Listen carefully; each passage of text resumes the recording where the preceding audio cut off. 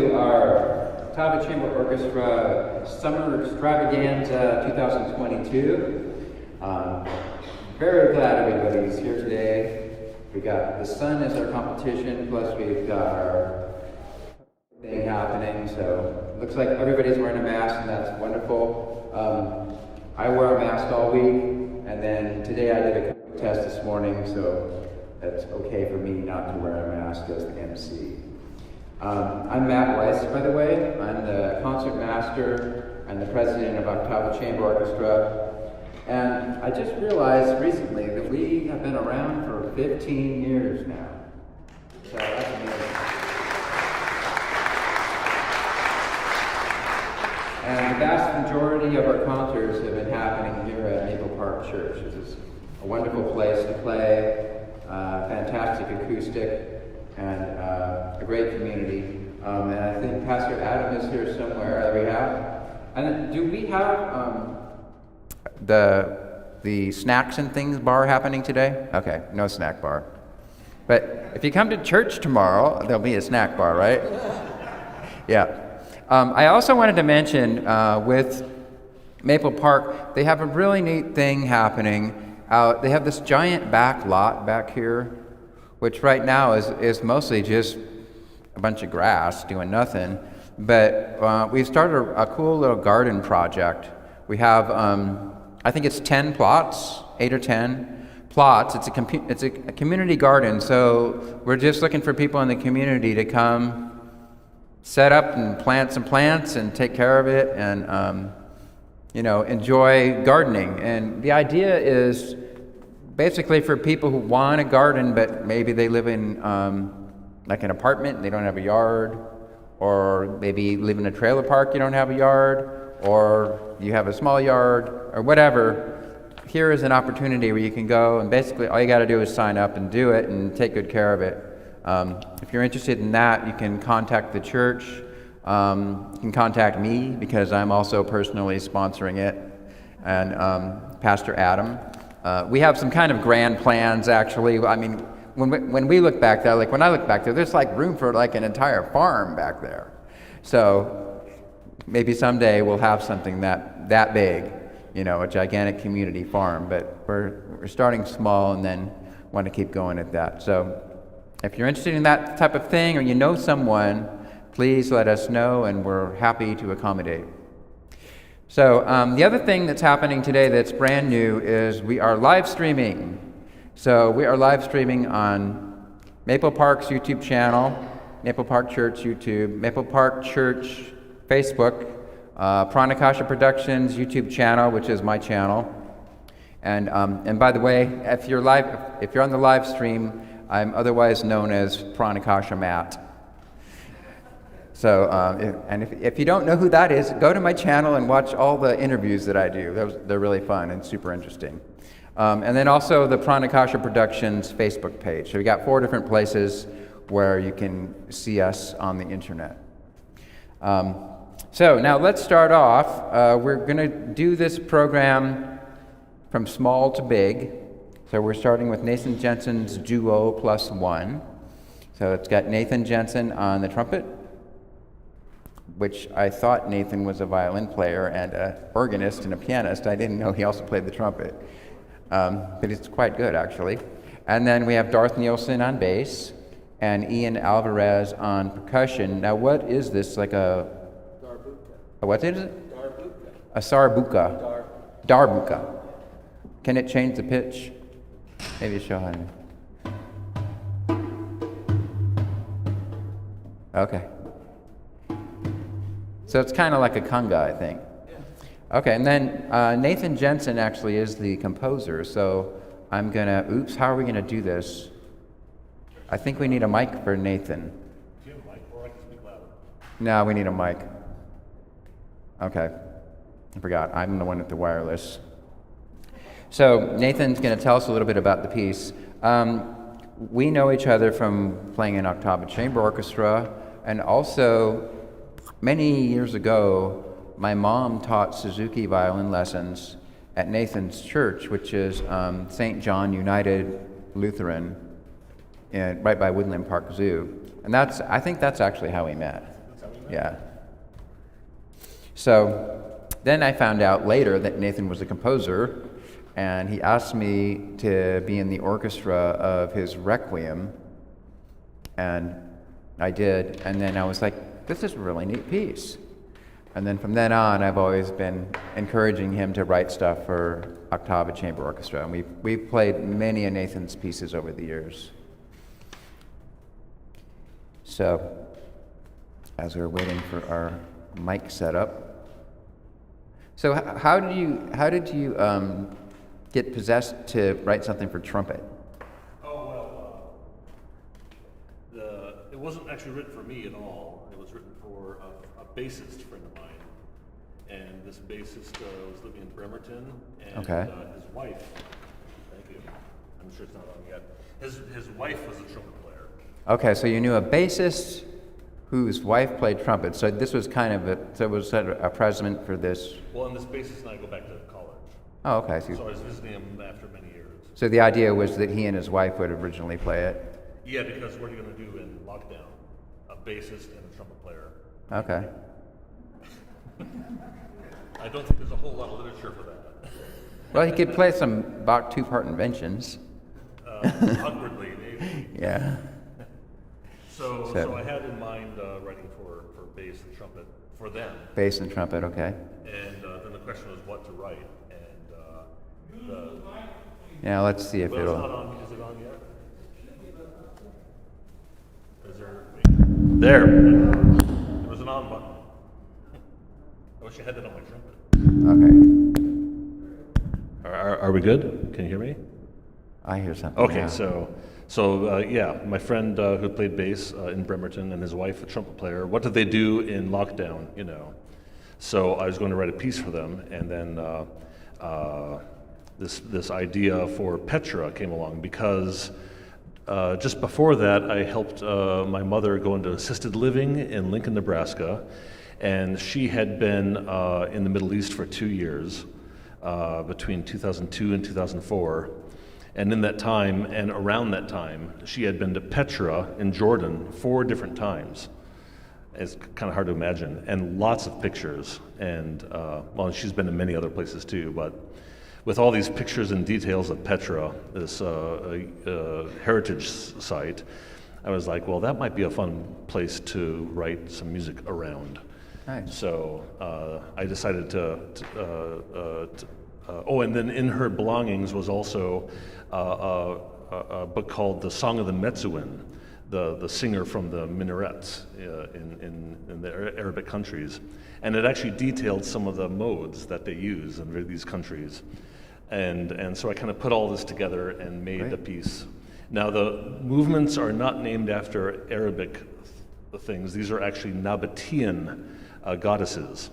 And the Nabateans are the ones that built Petra several hundred years before Muhammad. And they were the ones that kind of ran the trade routes through Petra.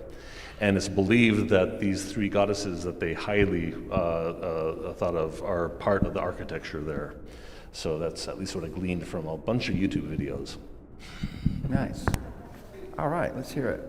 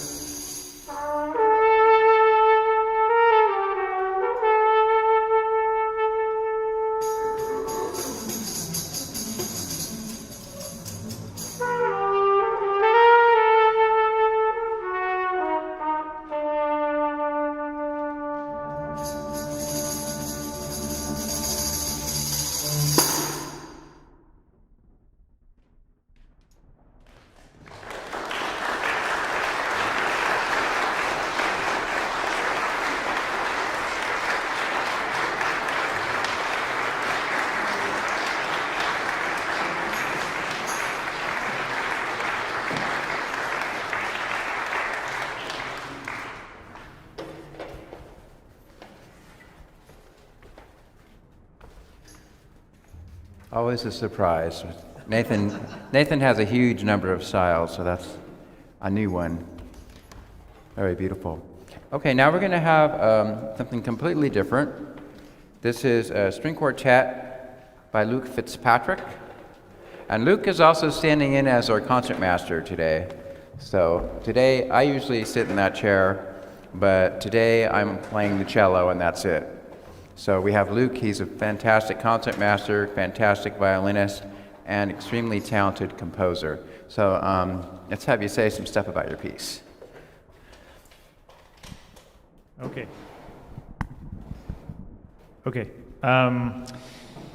Yeah, so Matt had asked me to write a piece possibly for this, and I came up with something that I think is pretty interesting. I was recently became pretty interested in an idea of liminal spaces. I think it's like a sort of a transitional space, and there were examples of like abandoned malls that I had seen or abandoned train stations, and I thought these were kind of interesting, and I wanted to try to find a way to sort of create that sonically. Some examples of this in film as well would be like the Red Room from David Lynch's Twin Peaks, or the Club Silencio from Mulholland Drive. And when I was thinking about this more, I wanted to sort of come up with an idea that would almost feel like someone is walking into like a Beethoven string quartet in like an alternate reality. So the Beethoven string quartet is sort of happening and you're kind of watching this happen, but it's from a different perspective. And then the piece sort of acts as this transitional space into something completely different. So I want to thank everyone for joining me on this journey. I've asked them to do some different things with this piece, so I hope you all enjoy. Thank you.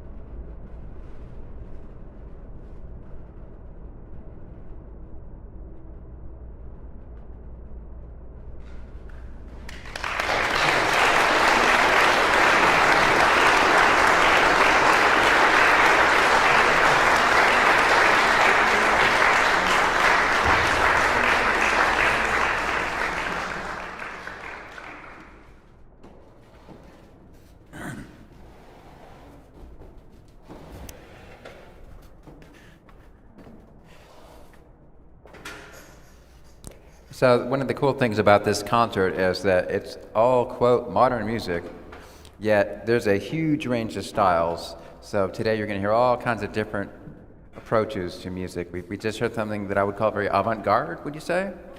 Yep. And then we heard Nathan's piece, which I guess you would call that kind of a combination of romantic and world music. The next thing we have in the program is going to be a piece for string orchestra. So we need all the strings on the stage. And we're going to do a piece, it's an elegy for string orchestra by Patrick O'Keefe. And Patrick is right here. Let's have you come up and talk about your piece.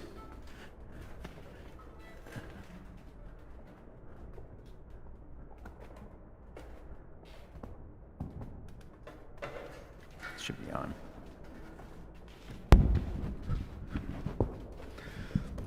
Well, the last couple of years have been a time of loss for a lot of people, even for those of us that haven't had direct personal loss. There's loss of sense of well-being and familiar lifestyle. This elegy is a reflection on and a reaction to that. There isn't anything specifically depicted here, just a sense of sadness, longing, sometimes even frustration, interspersed with a kind of a song of lament, the repeating song of lament. I'm afraid there's no silver lining to this, but maybe there's solace in shared sorrow. Silver lining, of course, is that when you hear it, it's a very, very, very beautiful piece and very well written. It's an excellent piece for strings, so you're going to really enjoy it.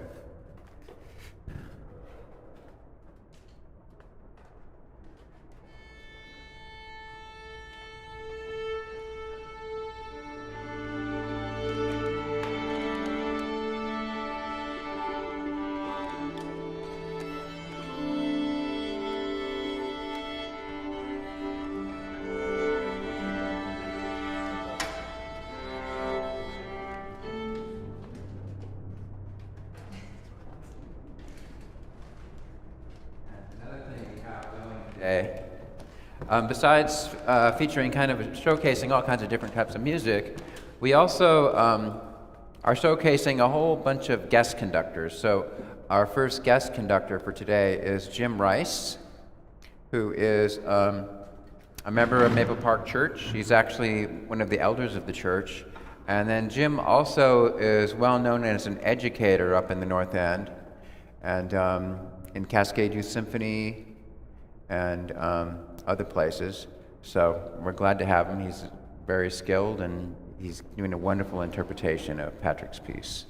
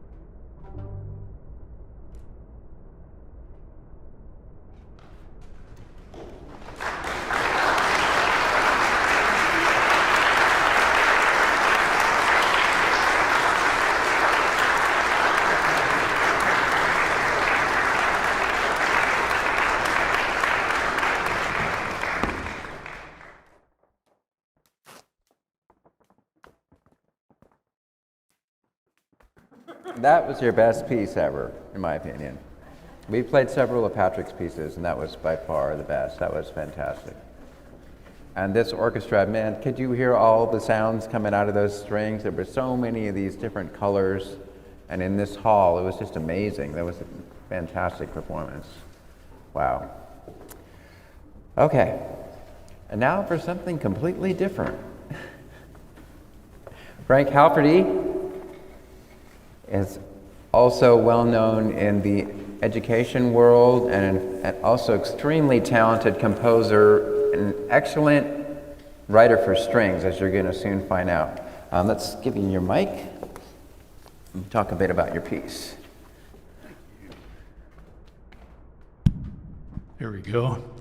Well, from the other end of this particular piece, Shorts and Sweet, was a set of ideas that were coming together for me before COVID hit. And some interesting things were kind of coming together that lent themselves to a play on words in a variety of different ways. The more I played with it, I thought the more it reminded me of, and I'm sure many of you have listened in on Sunday morning to the Sunday Puzzler. The titles started to work together a little bit to function. And Will Shorts might be a familiar name to many of us as the crossword puzzle writer and the kind of designer of the Sunday Puzzler.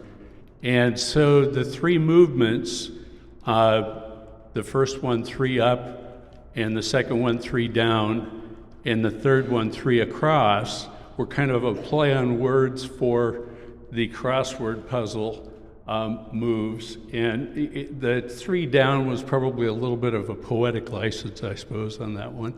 But they were developed around a theme in the first one that was a third up, which 3 steps up interval-wise, melodically.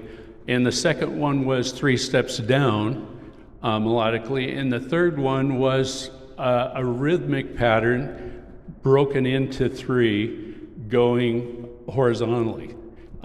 So the whole thing came together as Shorts and Sweet, and hopefully you'll enjoy it. It was a lot of fun to work on.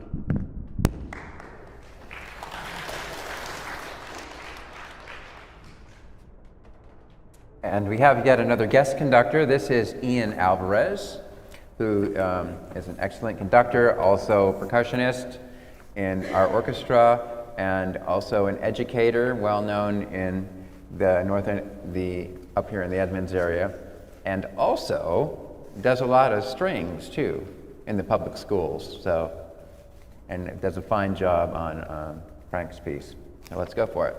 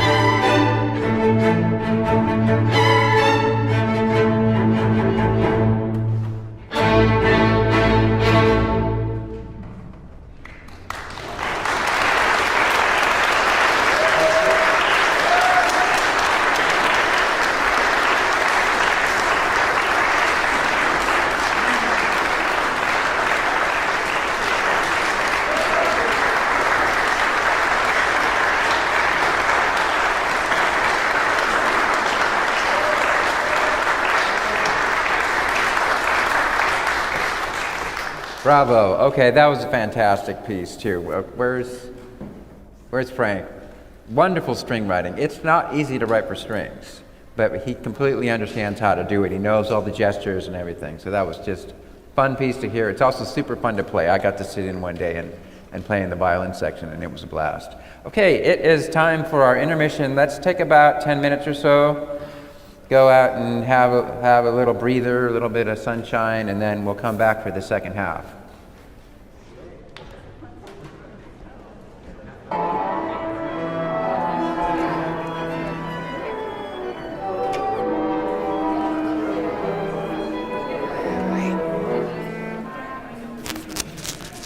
Okay, let's get ourselves starting again. This is the second half of the Octava Chamber Orchestra Summer 2022 New Music Extravaganza. And the next piece that we're going to do on the program is a piece by Brandon McIntosh. He actually is a friend of mine who I recently interviewed on Pranakasha Productions, and he's an excellent sarod player. Sarod is a classical Indian instrument similar to like a sitar, like Ravi Shankar and all that kind of stuff.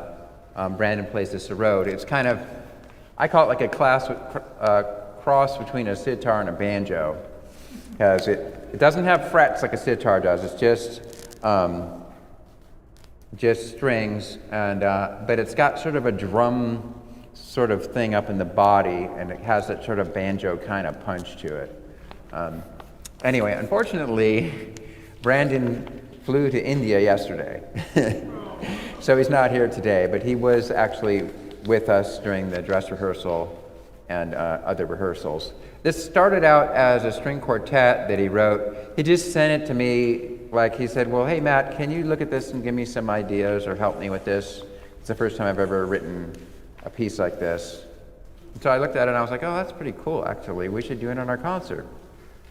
So he said, okay. And so I worked with him and we turned it into a string orchestra piece. It's quite short. It's only 2 minutes long. Basically what it is he took a raga melody, Indian raga melody in the raga known as Charukeshi, and then he created what he calls a Fugato, which is, it's kind of like a fugue. You start hearing the melody come through, and then in all the different voices and everything stacks up. It gets really complicated, and then finally it all comes together at the end. It's a really neat piece. So let's give that a shot.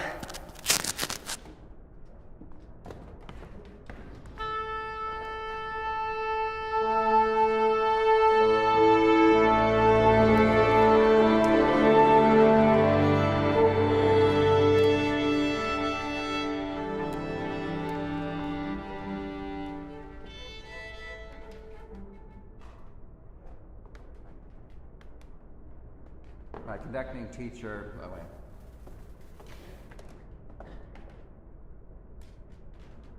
forgot to say that my conducting teacher is Bobby Collins, who's going to be conducting the final piece on the program. But he always told me that when you're conducting, you got to have black. You can't wear a light shirt. So I was like, okay, what am I going to do? So I have my black T-shirt underneath. If I can get the last button undone. Uh-oh. I can't do it one-handed. Okay, but anyways. Pranakasha Productions. So we have black, but we also have like the cosmic nebula green. So hopefully both of those will be a good backdrop for the baton.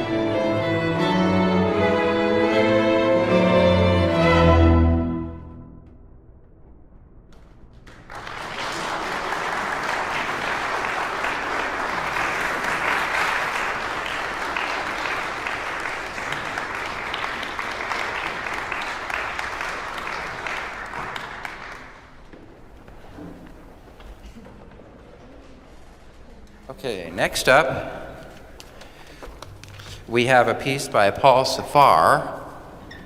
Now, Paul is another person who I interviewed on Pranakasha Productions recently.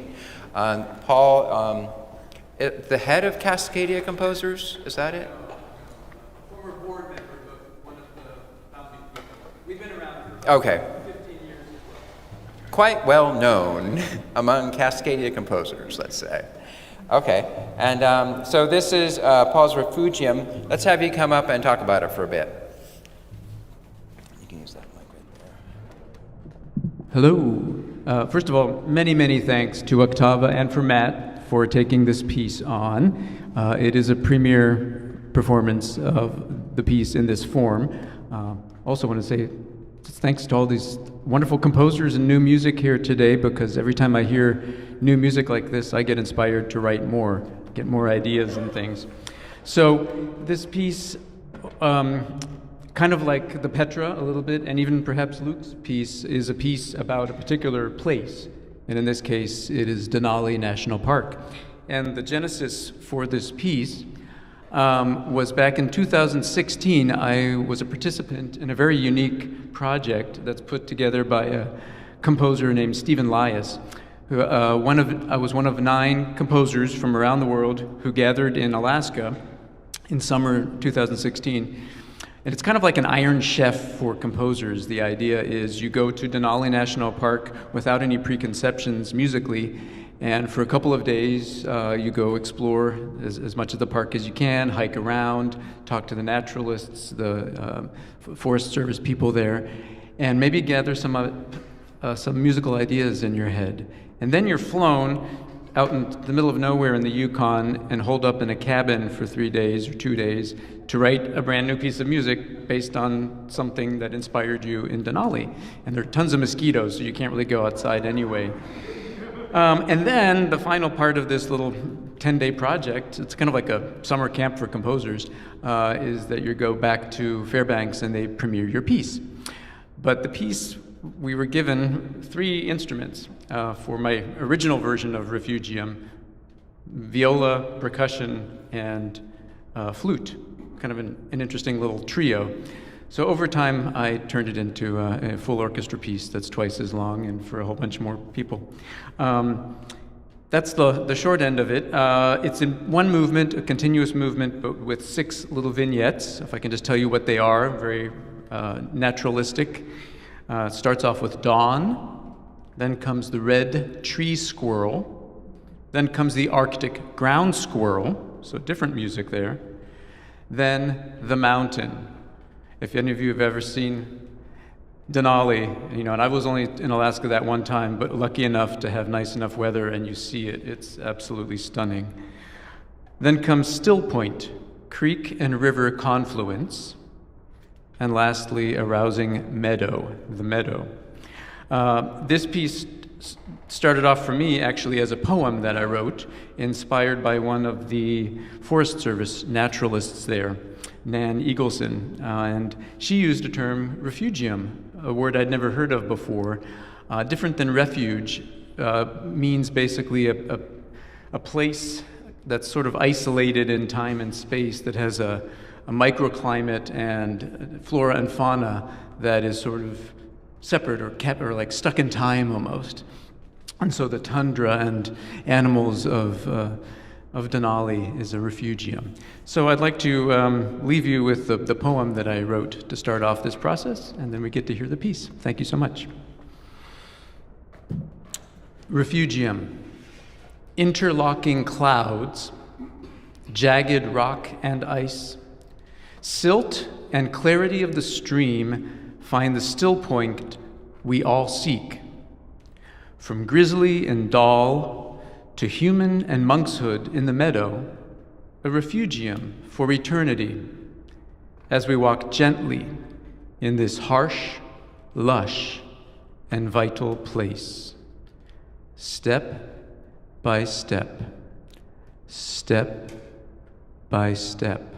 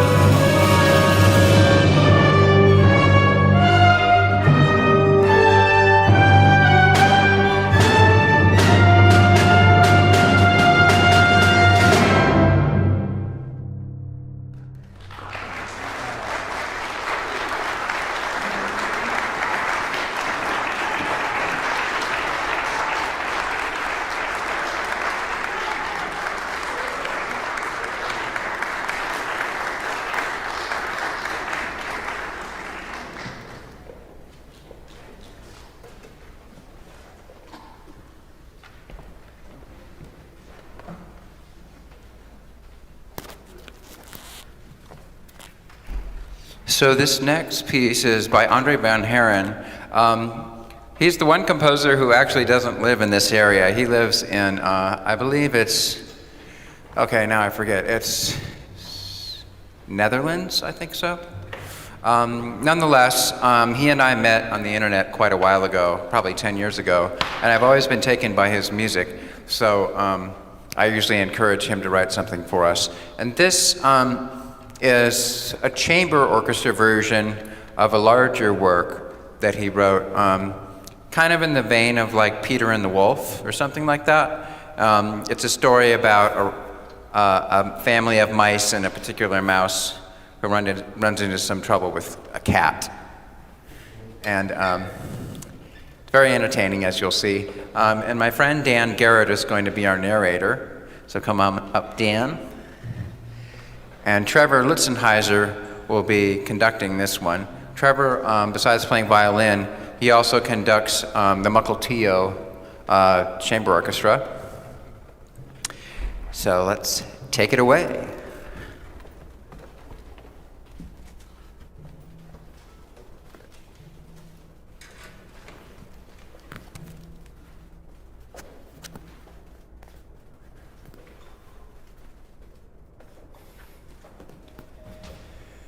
Today was little mouse Raoul's 11-month birthday. And just this morning, Mother Mouse had given birth to her 25th child, a little baby girl who they had named Baby Sis. Already that same night, Mother was up and ready to go out to brag about Baby Sis to her friends who lived in the garden under the blueberry bush. Standing in front of the mirror, she was putting on her makeup.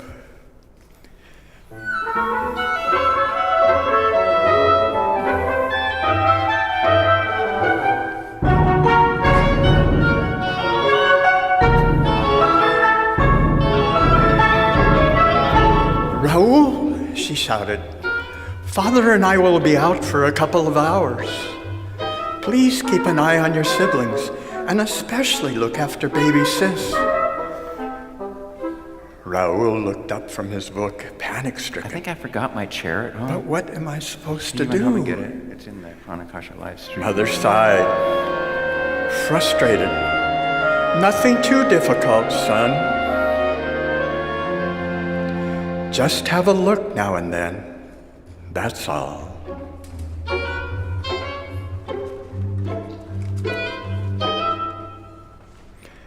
Raoul rubbed his tummy in an attempt to calm down all the butterflies that had suddenly appeared there. Okay, Mother, he answered nervously. I will try.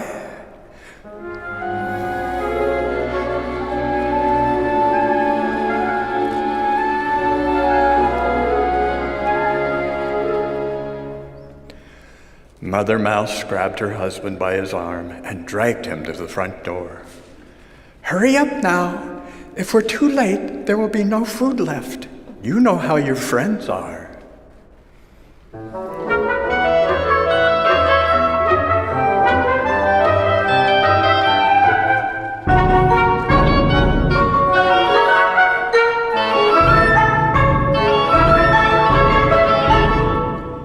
And gone they were. Just have a look now and then. Raoul mumbled to himself, repeating his mother's last words. That doesn't sound too difficult. Taking care not to awake his many siblings, Raoul tiptoed into the large living room that was filled with 25 little beds.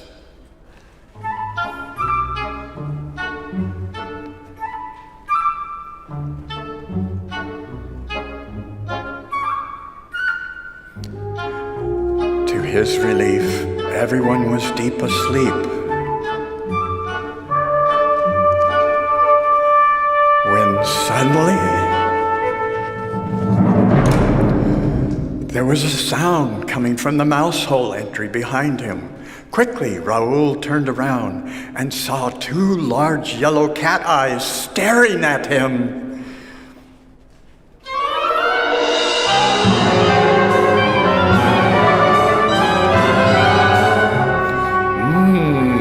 said the cat, licking his lips. Raoul ran screaming into his bedroom, where he hid under his bed.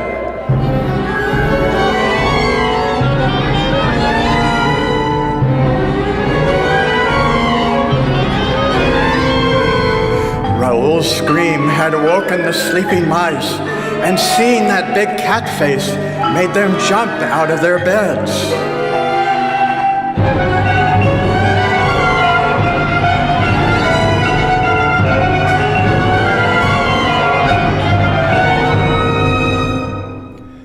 Tomcat, that was the cat's name, squeezed himself into the living room and started to hunt. Oh, how he enjoyed this game. However, it wasn't as easy as he had thought. These little creatures were too fast and kept slipping through his paws.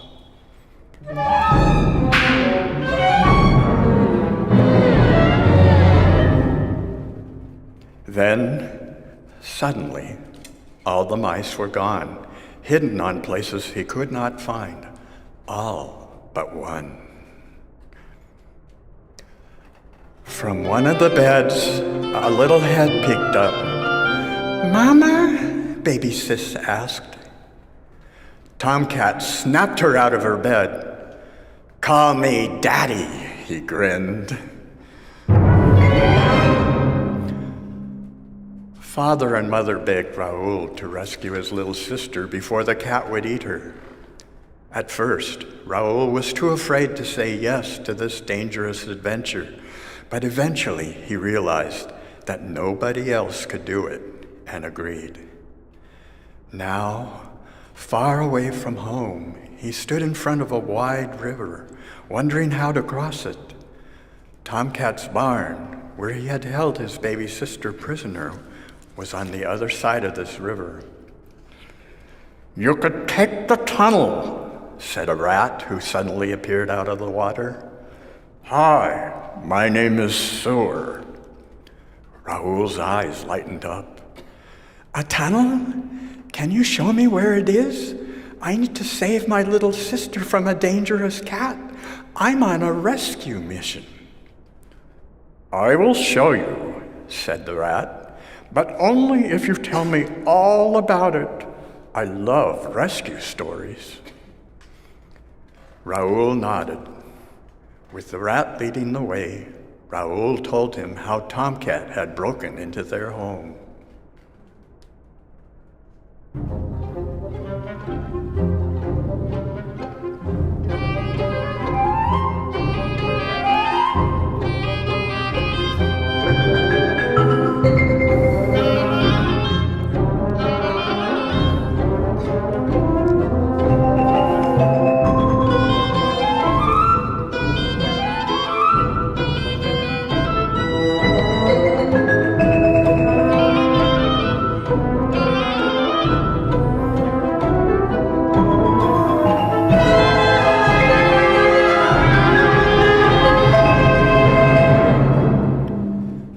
Standing at the entrance of the old barn, Raoul and Sewer peered into the dark, dusty space.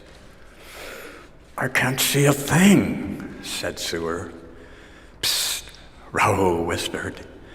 "Tomcat must be here. Maybe he's even looking at us right now."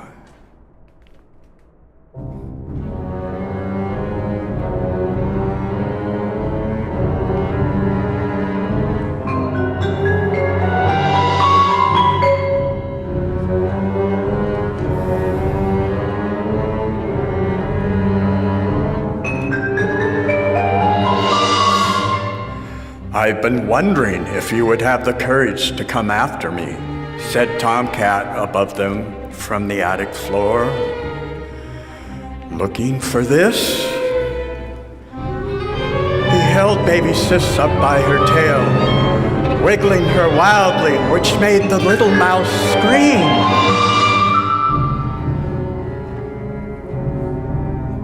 Slowly, the cat got on his feet. "Come a little closer, Raoul," Tomcat grinned. "What you were looking for is under here." With these words, he tapped on the bucket. "Please let her go, Tomcat. She's only a baby," Raoul begged. "Let her go?" Tomcat asked with a cruel smile. "But then, how do I silence my hunger? I'm afraid I can't do that. However, we could make a trade instead. If you take her place, I promise I'll let her go."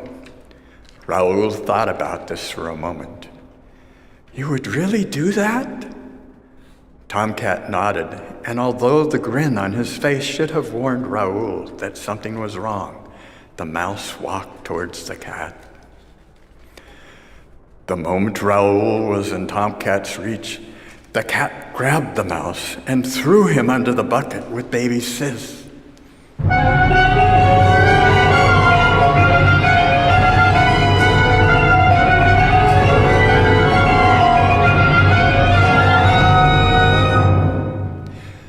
Well, the cat kept on bragging about how clever he had been in tricking Raoul.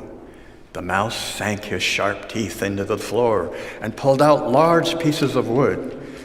Within seconds, the hole was large enough for him to slip through. Raoul grabbed baby Sis, jumped into the hole, and tumbled down the large haystack towards the ground floor. As fast as they could, Raoul and Sewer ran into the large yellow field, Raoul carrying baby Sis in his arms. But it didn't take long before they heard Tomcat's screaming voice close behind them.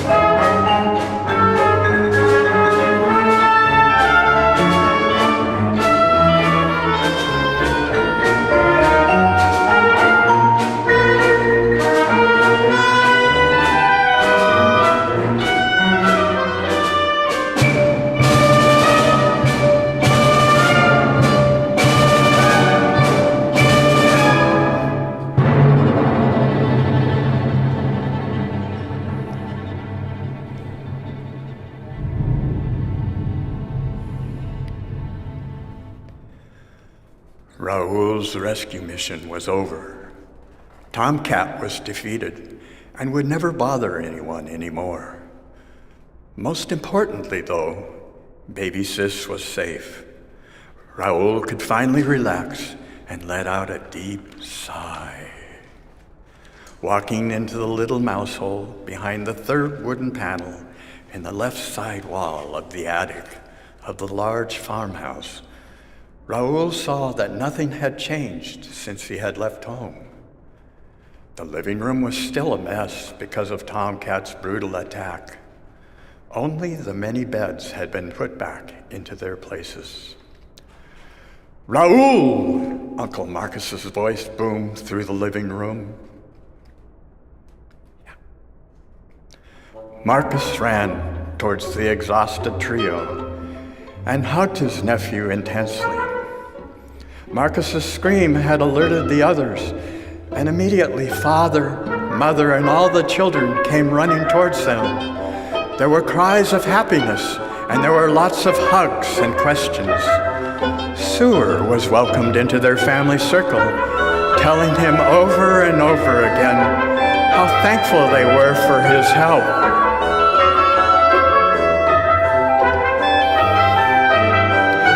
"I'm going to make a big feast meal," said Mother excitedly. "But first, could you both please take a bath?" "I'm going to make a big feast meal," said Mother excitedly. "But first, Could you both please take a bath? That smell is terrible. Everyone laughed. Yes, Mother, Raoul answered with a bright smile.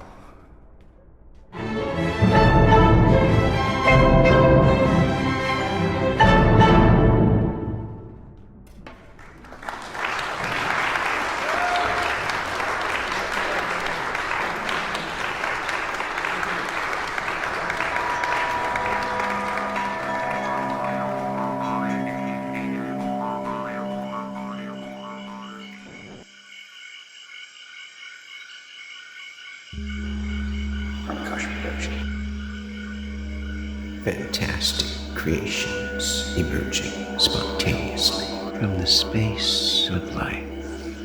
For the benefit of all beings everywhere. We gotta